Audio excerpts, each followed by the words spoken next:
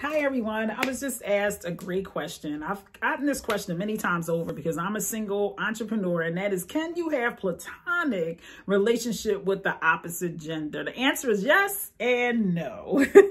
Let's flush that out. So absolutely you can connect with a man or a woman who you can mentor or be menteed or actually collaborate, and there will be no sexual innuendos. There will be nothing that's kind of off-putting, especially if they're already in a relationship. You absolutely can. However, it does require a different level of emotional intelligence, which frankly, a lot of people don't have. And what do I mean? So when you first collaborate or you actually being mentored by a person, the emotions can actually begin to build, as this person may appear to be a savior, right? Or somebody that you're grooming. So sometimes people get really confused. This is why a lot of church folks end up having this obsession about their pastor or cheating with their pastor or the deacon or somebody in power in network marketing. So it's just the phenomena of two people that have a natural attraction because they're opposite gender. It begins to overflow, and the nuance of getting to know them or spending time with them. And see,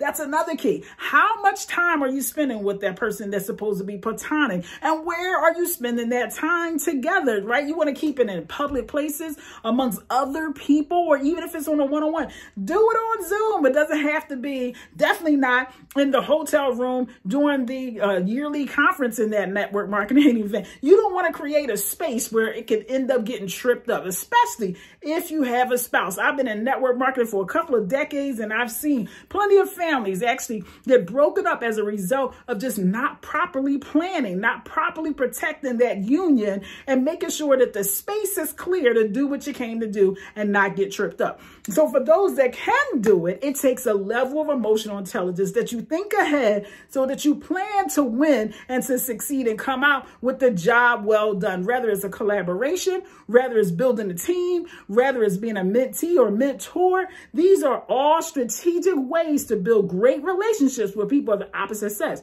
Now, no, and absolutely no, for those who do not manage their emotions well. If you're a person that fall in love easy, no, check that off for you. This is not an opportunity. You want to make sure your mentor is the same gender so you don't get tripped up and the result of what you're looking for actually gets achieved, right? So if you're a person that easily fall in love, you may not want to pick a pastor that is of the opposite gender. Some people quickly misconstrue sayings, notions, touches.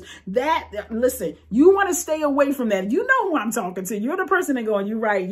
I know I'm right. It can be very dangerous and detrimental. Take off 10 years of your life. You get tripped up with this fantasy before you actually even move towards the person and then get turned down and rejected. And that's the worst. And you definitely don't want to experience that. So can people of the opposite gender actually have platonic relationships?